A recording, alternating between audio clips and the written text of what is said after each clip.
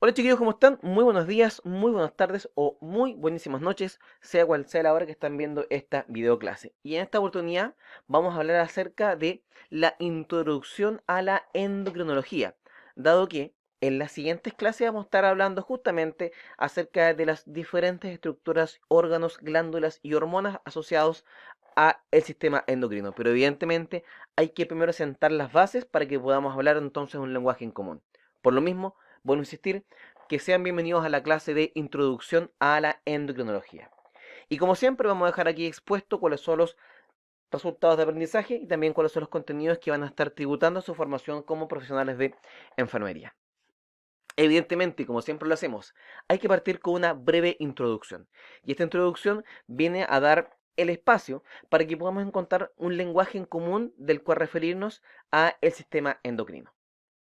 Uno de los primeros elementos que hay que considerar es que nuestro cuerpo trabaja de manera coordinada, haciendo que haya una actividad coordinada entre células, tejidos, órganos y sistemas.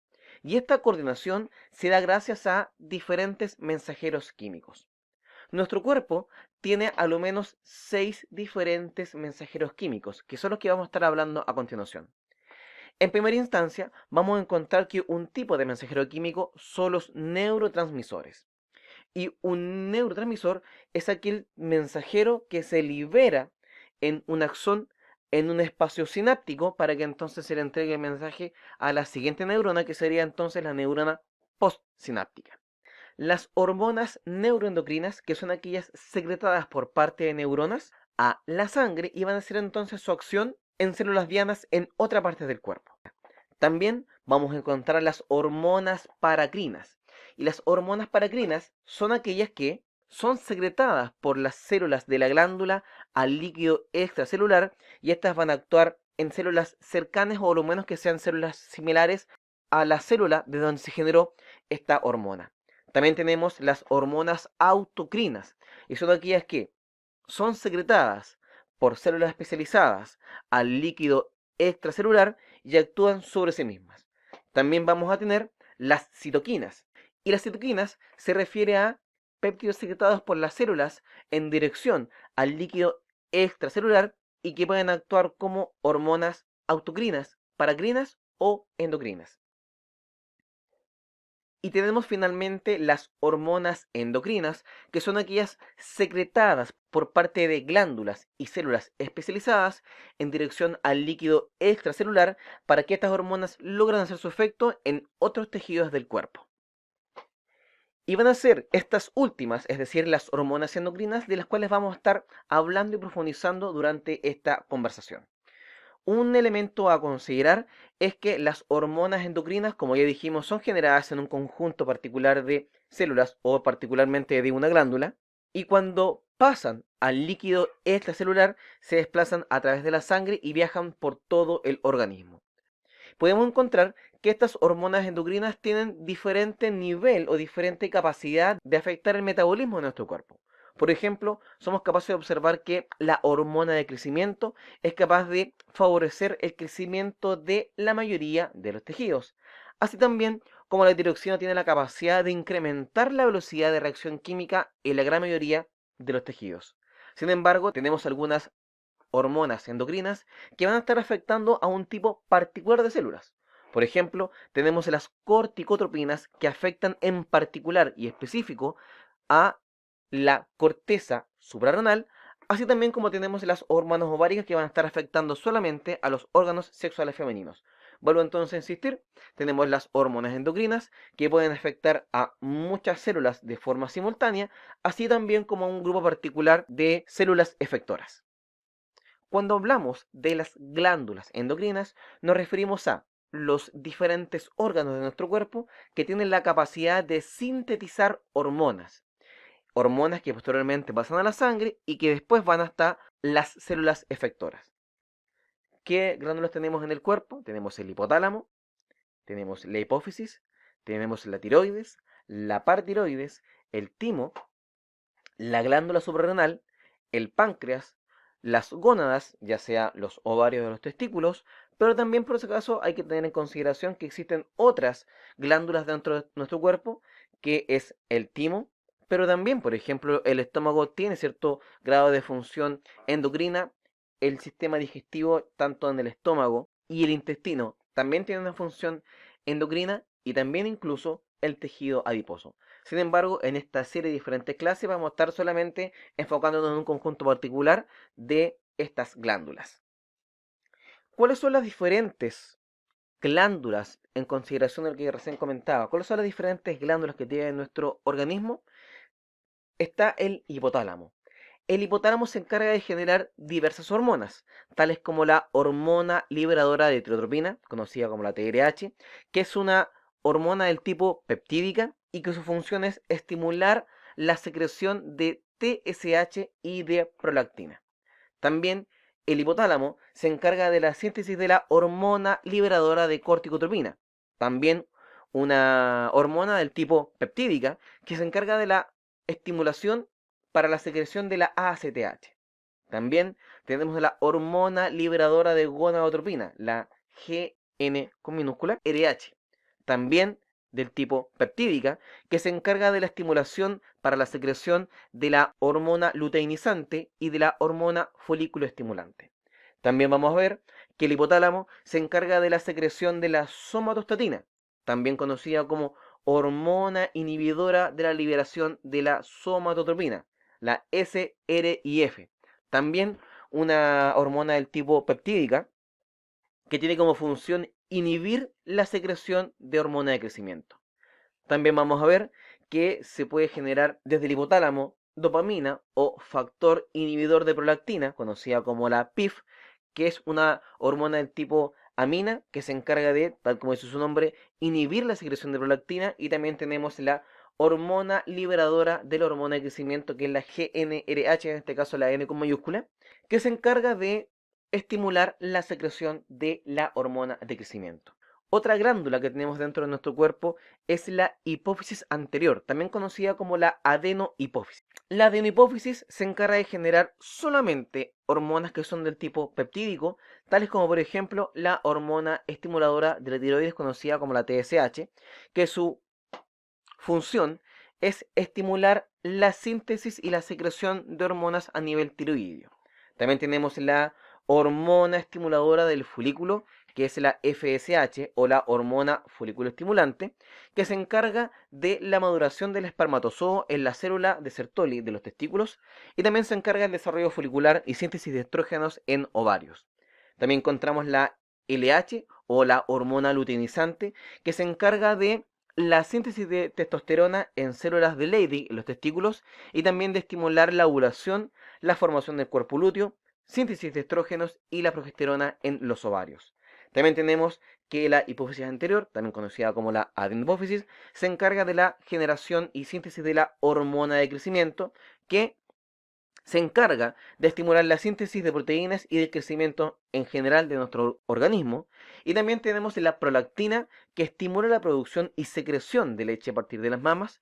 También tenemos la adrenocorticotropina, conocida como la ACTH, que se encarga de estimular la síntesis y secreción de hormonas corticosuprarrenales. Es decir, se encarga de estimular de que la corteza suprarrenal genere sus propias hormonas. Y luego tenemos la hormona estimuladora de melanocitos, que se encarga de la estimulación de síntesis de melanina. Otra glándula que tenemos dentro de nuestro cuerpo es la hipófisis posterior, que se encarga de generar hormonas solamente del tipo peptídico, tales como la oxitocina, que es la hormona que permite la estimulación de la secreción de leche por parte de la mama y también permite la contracción uterina. Y también vemos la vasopresina, también conocida como la hormona antidiurética o también conocida como la ADH, que se encarga de reabsorber agua en células principales de los conductos colectores y la constricción de las arteriolas. Vamos a ver también que tenemos otra glándula, que es la glándula tiroides, que se encarga de la generación de la triyodotironina, conocida como la T3, y también se encarga de la generación de la L-tiroxina, también conocido como la tetrayodotirosina T4, que es una hormona del tipo amina que se encarga de el crecimiento del esqueleto, consumo de oxígeno, producción de calor, aprovechamiento de proteínas, grasas y carbohidratos, maduración perinatal del sistema nervioso central, y en realidad se encarga, en resumen, de fomentar las reacciones químicas dentro de nuestro cuerpo. También tenemos que la tiroides se encarga de la generación de la calcitonina, que es una hormona del tipo peptídico que tiene como función disminuir la concentración de calcio en el suero. Junto con la glándula tiroides vamos a encontrar la paratiroides, que se encarga de generar la hormona paratiroidea conocida como la PTH, que es un tipo de hormona peptídica que se encarga del incremento del calcio en el suero. Luego tenemos la glándula suprarrenal. Y la glándula suprarrenal se va a dividir en dos grandes elementos. Tenemos la corteza suprarrenal. Y la corteza suprarrenal se encarga de la generación de cortisol, que es un tipo particular de glucocorticoide, que es un tipo de hormona esteroidea, que tiene como función la gluconeogénesis, una acción antiinflamatoria, inmunosupresión, capacidad de reacción vascular a las catecolaminas. También vemos que la corteza suprarrenal, que es un tipo particular de mineralocorticoides, es un tipo de hormona esteroidea que se encarga de incrementar la reabsorción renal de sodio, de secretar potasio y secretar hidrógeno. Y también tenemos que sale a partir de la corteza suprarrenal la dehidroepiandrosterona, conocida como la DEA, y la androstenediona, que son los andrógenos que son generados a partir de la glándula suprarrenal. Sin embargo, cabe destacar que los andrógenos que salen a partir de la corteza suprarrenal tienen una pequeña importancia si la comparamos con los andrógenos que salen desde las gónadas. También les recuerdo que la glándula suprarrenal se va a también dividir en una segunda parte, que es la médula suprarrenal, y la médula suprarrenal se encarga de la generación en general de las catecolaminas, que es un tipo de hormona del tipo amina. Luego tenemos las glándulas que son las gónadas, como lo es el ovario, y el ovario se encarga de la generación del estradiol y la progesterona. Y también tenemos los testículos que se encargan de la generación de testosteronas. Todas estas tienen como clasificación que es un tipo de hormona esteroidea que tiene como función el crecimiento y desarrollo del sistema reproductivo femenino, que da lugar a la fase folicular del ciclo menstrual, desarrollo de las mamas, mantenimiento del embarazo, secreción de prolactina en el caso del estradiol, mientras que la progesterona se encarga de la fase lútea del ciclo menstrual y el mantenimiento del embarazo. Mientras tanto, que la testosterona se encarga de la espermatogénesis y de entregar los caracteres sexuales masculinos secundarios. También tenemos el cuerpo amarillo, que se encarga de la generación del estradiol y progesterona, que es un tipo de hormona esteroidea. Y también tenemos que a partir de la placenta se puede generar la gonadotropina coriónica humana, la HCG, que es un tipo de hormona peptídica que estimula la síntesis de estrógenos, progesteronas en el cuerpo amarillo durante el inicio del embarazo. También se genera el lactógeno placentario humano, que es el HPL o somatomamotropina coriónica humana, que es un tipo de hormona peptídica que tiene una acción similar a la hormona de crecimiento y la prolactina durante el embarazo, el estriol y la progesterona, que son esteroides. También vemos que otra glándula es el páncreas, que se encarga de la generación a partir de las células betas de insulina, que es un tipo de hormona peptídica que tiene como función disminuir la concentración de glucosa en sangre. Y también vemos que está el glucagón, que viene desde las células alfa, que también es un tipo de hormona peptídico que tiene como función aumentar la concentración de glucosa en la sangre. También vemos que el riñón también tiene una función del tipo endocrino, ya que el riñón puede generar la renina, que es un tipo de hormona del tipo peptídico, que tiene como función catalizar la conversión del angiotensinógeno en angiotensina 1 y también tiene como función la generación del 1,25 dihidroxicolicalciferol, que es un tipo de hormona esteroide que incrementa la absorción de calcio a nivel del intestino y favorece la mineralización del hueso. Si bien es cierto, en este segmento hemos hablado de una cantidad enorme y gigante de diferentes glándulas y sus respectivas hormonas y su respectiva función, y que parece que es una cantidad de información casi inentendible y con muchas cosas que memorizar, a medida que vayamos avanzando durante este conjunto de clases, vamos a comprender cada una de estas funciones y el porqué de la importancia de cada una de ellas. Por lo tanto, de momento, tengamos paciencia, tengamos tranquilidad, porque lo vamos a aprender igual de todas maneras. Solamente hay que recordar que esta se trata de una clase introductoria para que logremos manejar en conjunto cuáles son los conceptos y las palabras que vamos a estar utilizando habitual y frecuentemente. Otro elemento que es bastante general y transversal cuando estemos hablando de las diferentes hormonas es el reconocer cómo es la estructura química de estas diferentes hormonas. Un elemento primordial a entender es que existen tres diferentes estructuras distintas a nivel químico. Vamos a encontrar las proteínas del tipo polipeptídica, tales como aquellas generadas a nivel de la adenohipófisis, a través de la neurohipófisis y a través de el páncreas y la glándula paratiroides.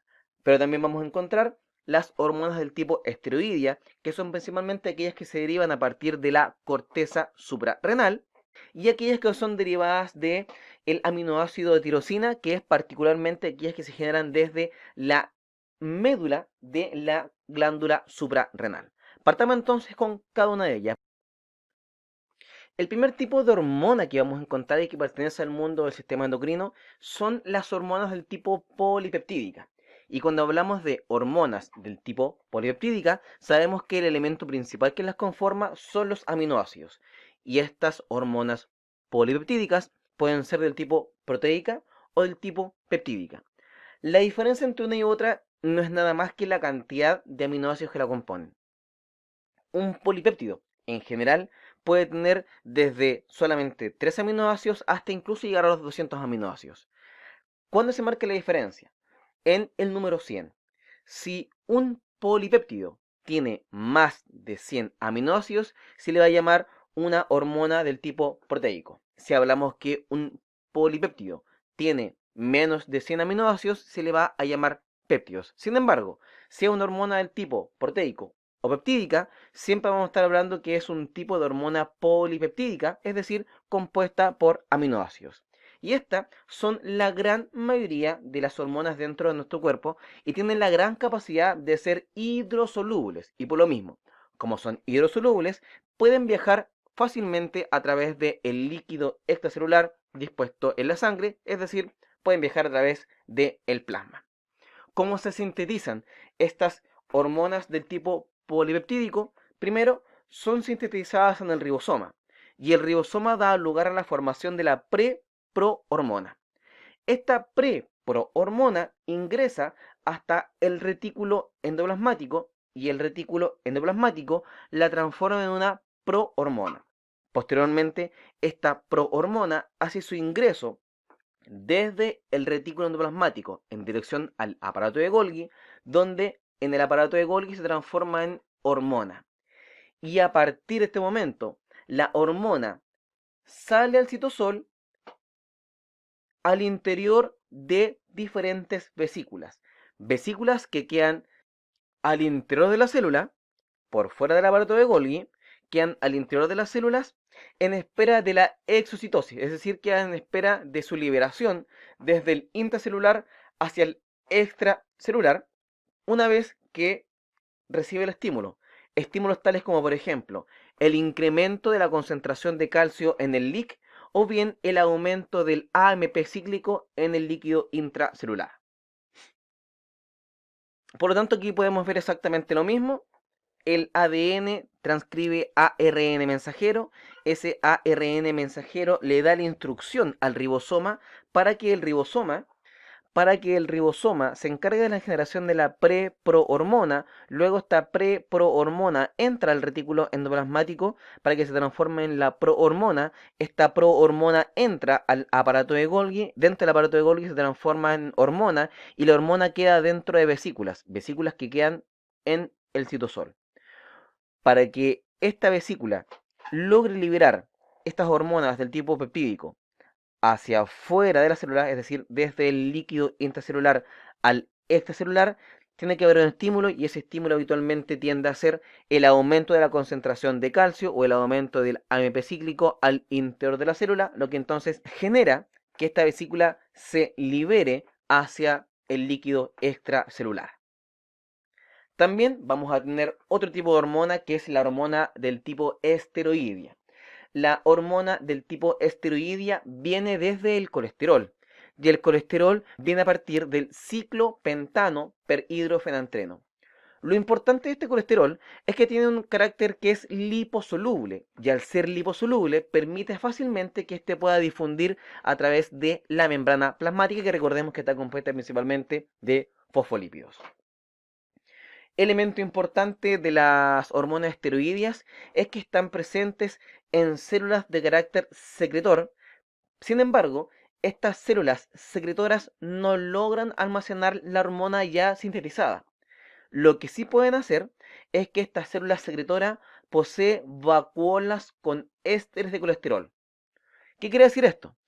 Quiere decir que aunque la célula que genera la hormona esteroidea no puede tener en su interior vesículas con este tipo de hormonas para que sea liberada cuando haga falta, sí tiene la posibilidad de almacenar la materia prima que da lugar a la formación de esta hormona.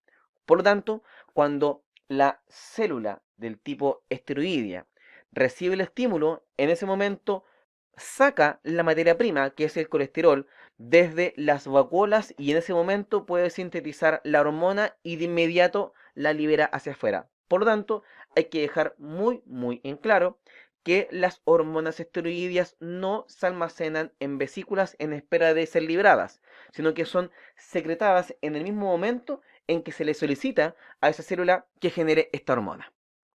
Y finalmente tenemos el tercer tipo de hormona, que es la amínica de la tirosina, es decir, células que vienen a partir del aminoácido que es la tirosina.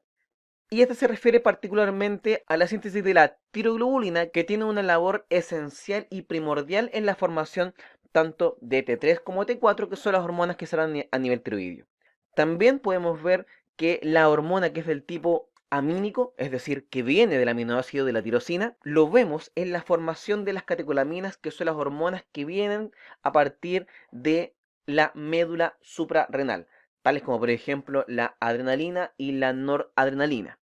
Otra cosa también importante es que cuando hablamos de hormonas del tipo amínicas de la tirosina, esta sí tiene la capacidad de poder estar ubicadas en vesículas previo a su liberación al torrente sanguíneo. ¿Cómo aparecen las hormonas tiroideas? Las vamos a ver justamente en la clase donde estemos hablando de la glándula tiroides, y en el caso de las catecolaminas, que son el otro tipo de hormona amínica, se produce a través que la tirosina, por efecto de la tirosina hidroxilasa, se transforma en la dihidroxifenilalanina, conocida como la L-Dopa. Posteriormente, esta L-Dopa se transforma en dopamina por efecto de la levoaminoácido acetil descarboxilasa. Y luego, esta dopamina se va a transformar en noradrenalina por efecto de la dopamina beta-hidroxilasa. Y posteriormente, esta noradrenalina se va a transformar en adrenalina a través de la enzima llamada la feniletanolamina N-metiltransferasa. Y va a ser la dopamina, la noradrenalina y la adrenalina la que van a ser entonces las catecolaminas referidas a las hormonas del tipo amínica, porque todas vienen a partir del aminoácido de tirosina. Esto ¿les parece conocido? Evidentemente que sí, porque aquí estamos hablando de las mismísimas catecolaminas, que son los neurotransmisores que tienen un papel fundamental y esencial en la transmisión del mensaje desde el ganglio a la neurona postganglionar en el sistema nervioso autónomo del tipo simpático. Otro elemento esencial que hay que conocer dentro de los aspectos generales de lo que significa el sistema endocrino es el asociado a los procesos de secreción, transporte y aclaramiento de hormonas. En relación a el inicio y el efecto que tiene cada una de estas hormonas, va a depender del momento en que aparece el estímulo, y también hay que reconocer que existen ciertas hormonas que pueden tardar solamente un par de segundos en poder funcionar, tales como la adrenalina, eventualmente algunas que pueden demorarse un par de minutos, tales como la noradrenalina, o incluso en algunos casos pueden demorarse meses desde el inicio del efecto, tales como la T4 y la GH, que es la tetraiodotyrosina, o la hormona de crecimiento, que es la GH. Ahora, ¿cómo se va a controlar la síntesis? ¿Cómo una glándula va a saber si es que tiene que generar más o menor cantidad de hormonas? A través del feedback negativo y el feedback positivo. Esto es un elemento que ya hemos conversado en clases anteriores, pero podríamos decir que el feedback negativo, en resumen, se encarga de evitar la actividad hormonal excesiva, versus que el feedback positivo se encarga de aumentar la concentración plasmática de esta hormona. También hay que tener en consideración que hay ciertas variaciones cíclicas que permiten el aumento o la disminución de estas hormonas, tales como por ejemplo cambios de estación, envejecimiento y el ciclo circadiano. Solamente como ejemplo y únicamente como ejemplo, vemos que el hipotálamo envía un mensaje que estimula la hipófisis anterior. La hipófisis anterior envía entonces una señal que activa una glándula endocrina, como por ejemplo el testículo. Y el testículo genera una hormona, por ejemplo la testosterona. Y la testosterona va hasta un órgano efector, como por ejemplo el músculo. Sin embargo, va a ser la misma hormona la que va a generar la inhibición en la síntesis de esta hormona, dado que el incremento de la concentración de la hormona va a dar el aviso a nivel hipotalámico y a nivel hipofisiario que no hace falta seguir estimulando la glándula endocrina porque no hace falta una mayor cantidad de hormonas. A esto le vamos a llamar el circuito largo. Pero también tenemos un circuito corto, donde si la hipófisis detecta que tiene una gran cantidad de estímulo, va a dar la indicación del hipotálamo para que el hipotálamo disminuya la cantidad de estímulo que llega hasta la hipófisis anterior para posteriormente generar la hormona que estimula la glándula secundaria. A esto le vamos a llamar entonces el feedback o retroalimentación negativa. Pero también tenemos la retroalimentación positiva. Y esto ocurre cuando, únicamente como ejemplo, el hipotálamo entrega un estímulo para que aumente la actividad de la hipófisis anterior.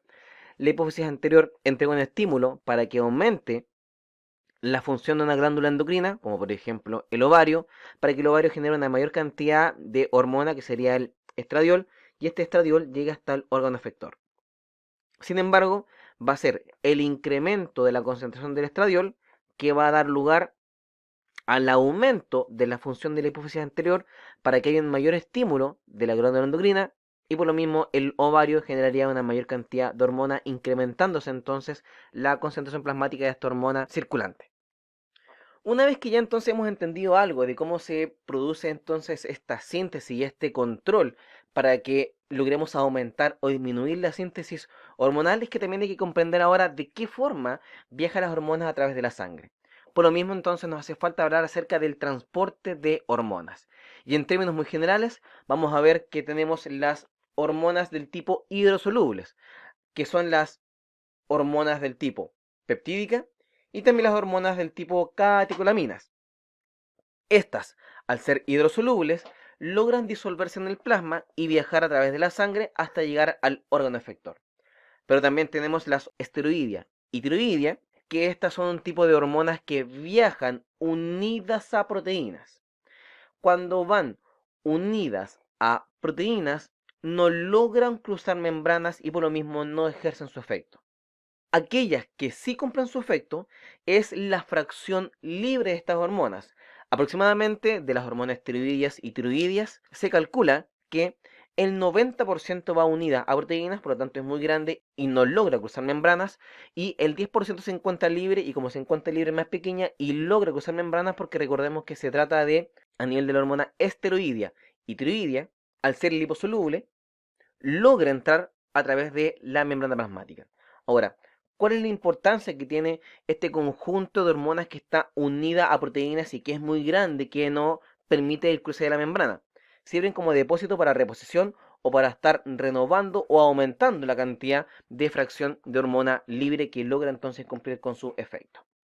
Y una vez que estas hormonas ya han viajado a través del cuerpo, tienen entonces que llegar hasta un órgano efector. Y en ese órgano efector entonces logramos entender y nos hace falta comprender acerca del mecanismo de acción de la hormona una vez que llega hasta el órgano efector. Una vez que esta hormona llega hasta el órgano efector, su inicio de acción comienza cuando esta hormona logra unirse a un receptor celular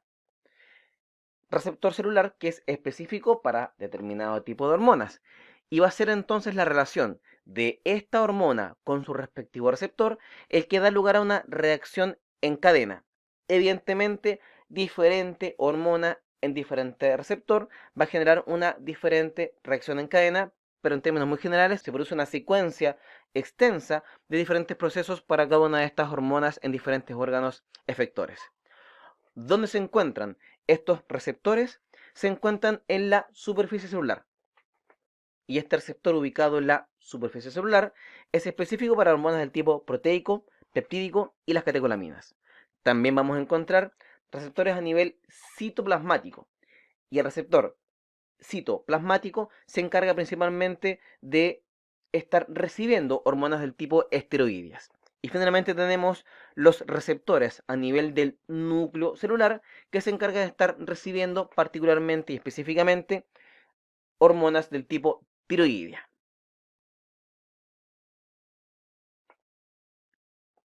En casi todos los casos, la hormona ejerce su acción en el tejido efector, formando en primer lugar la unión de la hormona con su respectivo receptor. Y va a ser este complejo el que va a alterar la función del propio receptor, el que entonces inicia la actividad hormonal. Entre ellos vamos a encontrar, por ejemplo, los receptores unidos a canales iónicos. Y en este lugar, una vez que llega la hormona hasta el receptor unido a un canal iónico, hace que este canal iónico cambie su estructura, logre abrirse o cerrarse, permitiendo o evitando la salida de diferentes iones o diferentes sustancias. Es decir, esto lo podemos vincular en un 100% con lo que significa el transporte a través de membrana, que se trataba de una clase que vimos hace tiempo ya considerable. También vamos a ver que existe otro tipo de receptor unido a proteína G. El receptor unido a proteína G se trata de un tipo de receptor del tipo proteico que cruza 7 veces la membrana y que está asociada al acoplamiento de un grupo de proteínas de membrana celular llamadas las proteínas heterodiméricas de la fijación a trifosfato de guanosina, conocida como GTP. También vamos a ver que una hormona puede llegar hasta un receptor unido a una enzima, que es un tipo de receptor que tiene solamente un segmento que cruza la membrana y que activa una enzima a nivel intracelular. También vamos a encontrar los receptores de hormonas a nivel intracelular. Y evidentemente, como este receptor se encuentra al interior de la célula, si una hormona va a activar este receptor, tiene que tener la capacidad de ser liposoluble para poder cruzar a través de la membrana plasmática y de esta forma entonces llegar hasta su respectivo receptor.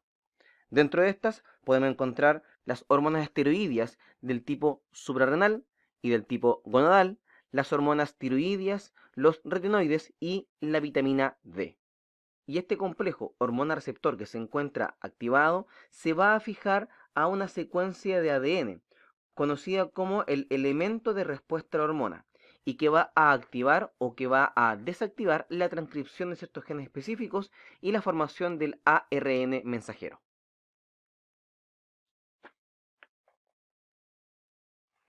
Ahora, en relación a este receptor unido a un canal iónico, en consideración de que ya hemos hablado acerca de temas similares en ocasiones anteriores, vamos a saltarnos esa parte, pero vamos a hablar en particular acerca del receptor unido a una proteína G. Cuando hablamos de un receptor unido a proteína G, hablamos de un receptor que tiene 7 segmentos transmembrana, es decir, cruza 7 diferentes veces esta membrana y está asociado a estas proteínas que son parte de la estructura de la membrana. Una vez que la hormona llega hasta el lugar de acoplamiento de este receptor, se activa este receptor y este GDP cambia a GTP. Y aquí entonces se habla de una proteína G activa.